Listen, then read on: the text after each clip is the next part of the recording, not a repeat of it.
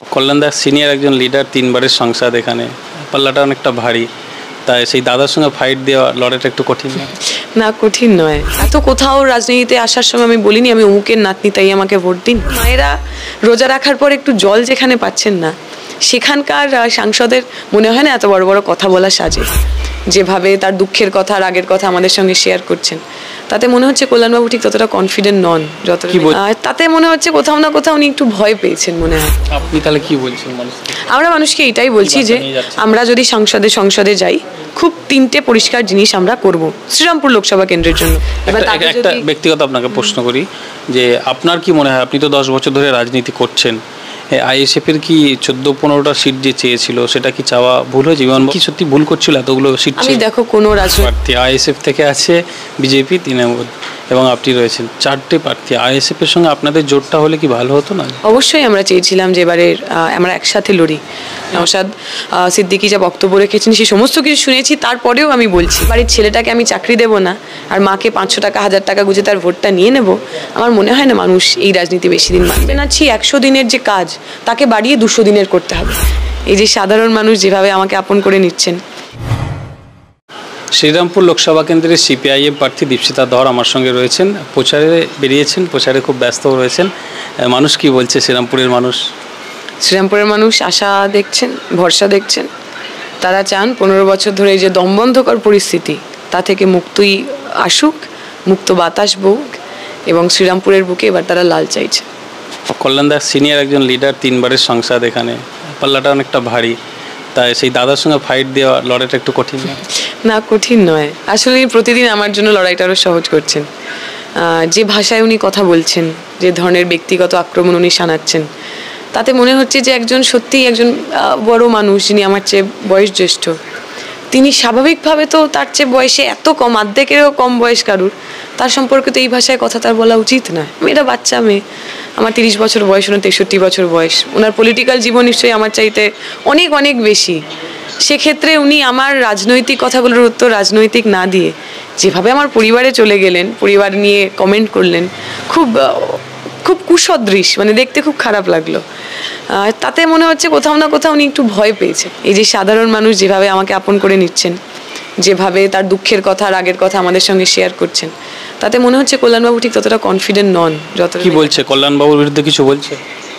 অনেকেই বলছেন, বেশিরভাগ মানুষ তো তাদের জল কলের সমস্যা। আমরা গেছিলাম শ্রীরামপুরের ভিতরের একটি এলাকায়, সেখানে তারা বললো যে আমরা সারাদিন রোজা রাখি, বিকালবেলা জল পর্যন্ত আসে না, আমাদের ওই চাপা কলে পাম্প করে করে জল তুলতে হয়। একজন মহিলা, তা আমার ভিডিও আছে, সে রেগে মানে সে চেঁচামেচি করছে, বলছে আমার সিজার হয়েছে। আমার এখানে বেশিরভাগ মহিলা মায়েরা, তাদের অনেকের সিজার হয়েছে, তারা ওই চাপা কলে করে আর জল তুলতে পারে না সারাদিন রোজা রেখে।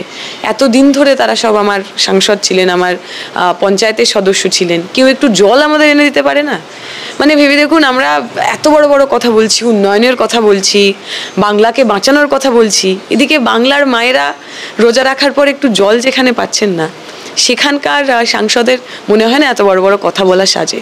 আমাদের যদি মানুষ আশীর্বাদ করেন, তাহলে আমরা চেষ্টা করব প্রাথমিকভাবে গ্রামাঞ্চলে যেখানে জলের অসুবিধা, গরমকালে যেখানে জলকষ্ট, সেগুলোকে ঠিক করতে। গ্রামাঞ্চলে যেখানে স্বাস্থ্যকেন্দ্রগুলোর খারাপ অবস্থা, উপস্বাস্থ্যকেন্দ্র, স্বাস্থ্যকেন্দ্র, বেড নেই, ডাক্তার নেই, নার্স নেই, সাধারণ গরিব মানুষ, এই মানুষগুলো যাবে কোথায়? এই মানুষগুলোর কথা একবারও আমরা আমার মাননীয় সাংসদের মুখে শুনি না। উনি আমার পরিবার সম্পর্কে কথা না বলে যদি এই গরিব মানুষগুলোর সম্পর্কে, যারা হয়তো ওনাকে ভোট দিয়েছেন, 15 বছর ধরে জিতিয়েছেন, তাদের সম্পর্কে কথা বলতেন, তাহলে মনে হয় ভালো হতো। আপনাকে ব্যক্তিগত আক্রমণ করছে, আপনি কিছু বলবেন? আমি ব্যক্তিগত আক্রমণ করব না। আমার রাজনীতি সেটা আমাকে শেখায় না, আমার পারিবারিক শিক্ষা আমায় সেটা শেখায় না। উনিকেই আমার বাড়ির ওখানে গেছিলেন, এবং সেখানে উনি যা বলেছেন তার বেশিরভাগটাই আমার বাড়ি এবং পরিবার সম্পর্কে। আমি তো কোথাও রাজনীতিতে আসার সময় আমি বলিনি আমি অমুকের নাতনি তাই আমাকে ভোট দিন। এখানেও যখন কেউ আমায় পরিচয় করাচ্ছে, কেউ আমার দাদু ঠাকুরদা বা আমার মার পরিচয় আমাকে পরিচয় করাচ্ছে না।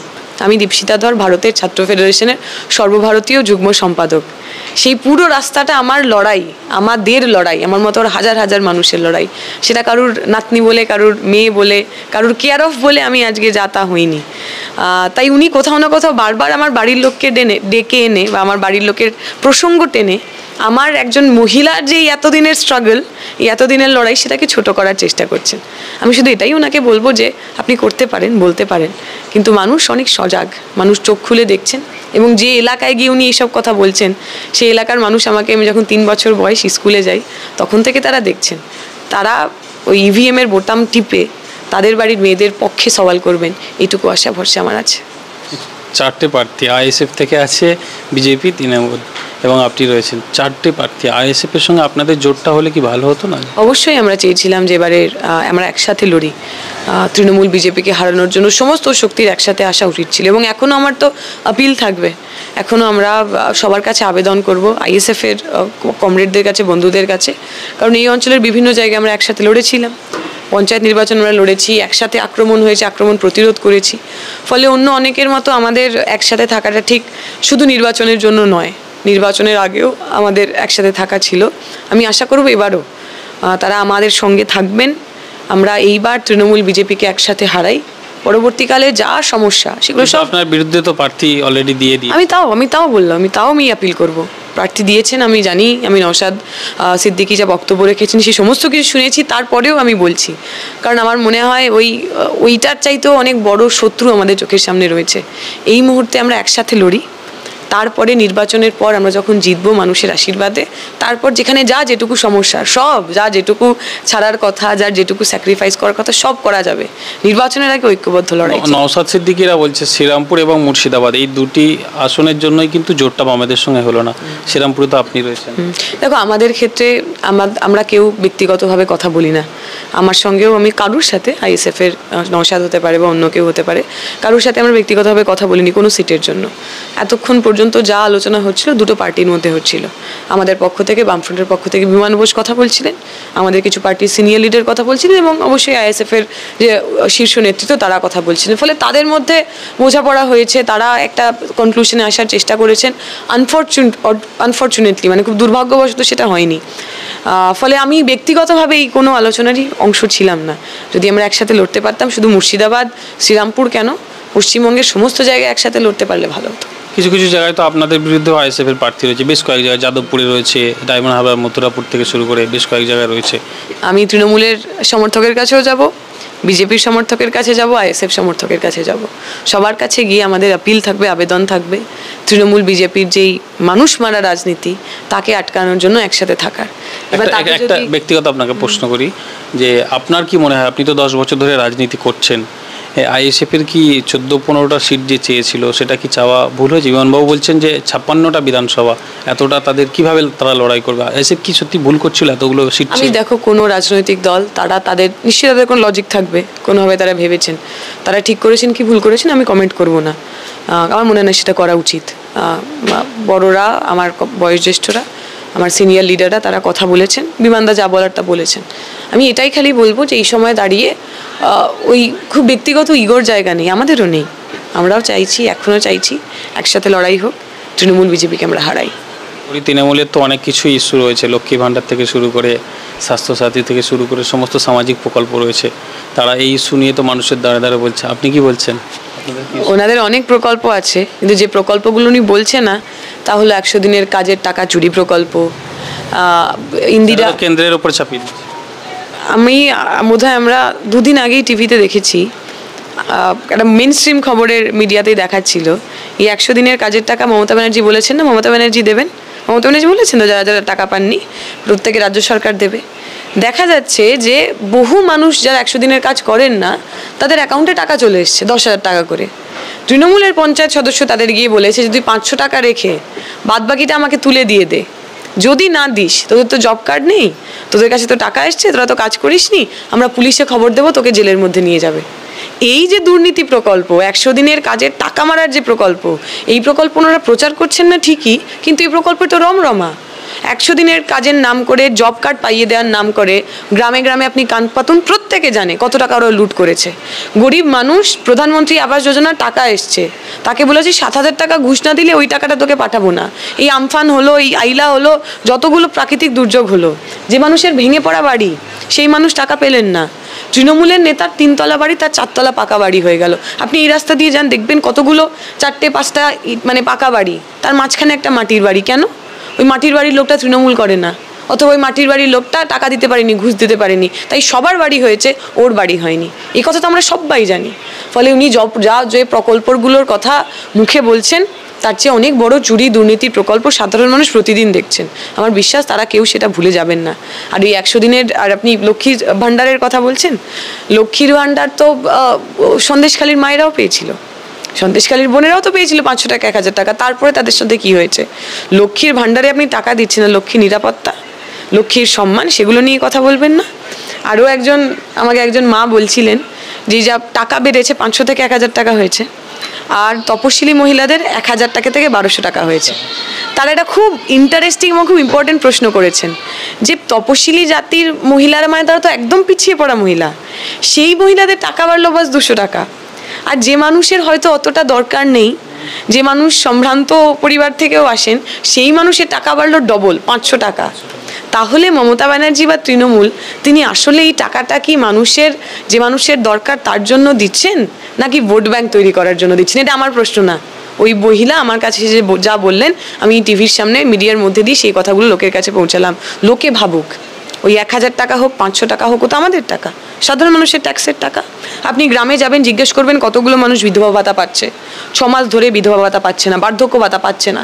বিধবা ভাতা বার্ধক্য ভাতা কেন দেওয়া হয়? বুড়ো মানুষ কাজ করতে পারে না, গায়ে গতরে খেটে মানে ও রোজগার করতে পারে না, তার জন্য টাকা। সেই লোকটাকে যদি আপনি টাকা দেওয়া বন্ধ করেন, সে যাবেন কোথায়? বার্ধক্য ভাতা বিধবা ভাতা বন্ধ করলে অসুবিধা হয় না, কারণ বার্ধক্য ভাতা বিধবা দিয়ে তো ভোট ব্যাংক কেনা যায় না। লক্ষ্মীর ভাণ্ডারটা বাড়াতে হবে, দিতে হবে, ডবল করতে হবে, কারণ তাই দিয়ে ভোট ব্যাংক কেনা যাবে। আমার মনে হয় এই রাজনীতি, এই যে মানুষকে ভুলিয়ে রাখার রাজনীতি, আমার বাড়ির ছেলেটাকে আমি চাকরি দেব না আর মাকে 500 টাকা 1000 টাকা গুঁজে তার ভোটটা নিয়ে নেব, আমার মনে হয় না মানুষ এই রাজনীতি বেশি দিন মানবেন। আপনি তাহলে কি বলছেন? আমরা মানুষকে এটাই বলছি যে আমরা যদি সংসদে যাই, খুব 3টে পরিষ্কার জিনিস আমরা করব শ্রীরামপুর লোকসভা কেন্দ্রের জন্য। কারণ পার্লামেন্টটা তো পঞ্চায়েতও নয়, অ্যাসেম্বলিও নয়। আমার পাড়ার জল কলের জন্য তো পার্লামেন্টে শুধুমাত্র যাওয়া হয় না, অবশ্যই সেটা ইস্যু। পার্লামেন্ট নীতি তৈরি করে।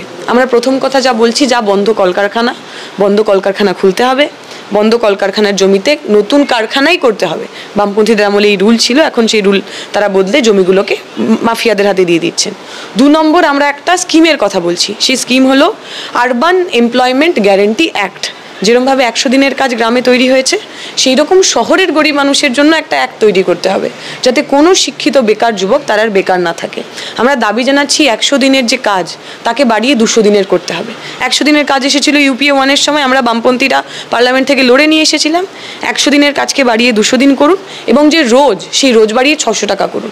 কারণ এই এলাকার আপনিও জানবেন নিশ্চয়ই, বহু মানুষ তারা কেরালায় কাজ করতে যায়, মুম্বাইতে কাজ করতে যায়। কেন কাজ করতে যায়? কারণ সেখানে রোজ অনেক বেশি, 500 টাকা 600 টাকা। কেরালাতে তো কোথাও 1000 টাকা পর্যন্ত রোজ আছে। আমরা বলছি সেইটাকে এরকম, এই যে পরিযায়ী শ্রমিক হচ্ছে তার কারণে এই রোজের তারতম্য। 200 দিনের কাজ করুন, 200 দিনের কাজে 600 টাকার রোজ দিন। আমার গ্রামের কোনো ছেলে যাতে আর পরিযায়ী না হতে হয়। কাউকে ওই ট্রেনে অ্যাক্সিডেন্ট যখন হলো, আমরা দেখলাম পশ্চিমবঙ্গের কত মানুষ তারা মারা গেলেন। সেই রকম দুর্ঘটনার হাত থেকে বাঁচাতে হলে আমার রাজ্যে, আমার এলাকায় কর্মসংস্থান তৈরি করতে হবে। এই 3টে আমাদের মেন দাবি থাকবে। একই সঙ্গে স্বাস্থ্য শিক্ষা, যে কথা আমি প্রথমে বলছিলাম, স্কুল কলেজ বানাও, দিদিমণি মাস্টারমশাই নিয়োগ করো, স্বাস্থ্যকেন্দ্রগুলোকে ভালো করো, মানুষকে বাঁচাও। যে মানুষের দরকার সেই মানুষের হাতে টাকা দাও, অবশ্যই দাও, কিন্তু ভোট ব্যাংক পলিটিক্স করো না। কারখানার কথা বললেন, ছোট করে বলি, রচনাদি তো বলছেন ধোঁয়া পড়ে যাচ্ছে এলাকা। তো শ্মশানের পাশ দিয়ে কোনোদিনও যদি যান, সেখানেও বলবেন যে প্রচুর শিল্প হয়েছে, দেখছো না কত ধোঁয়া।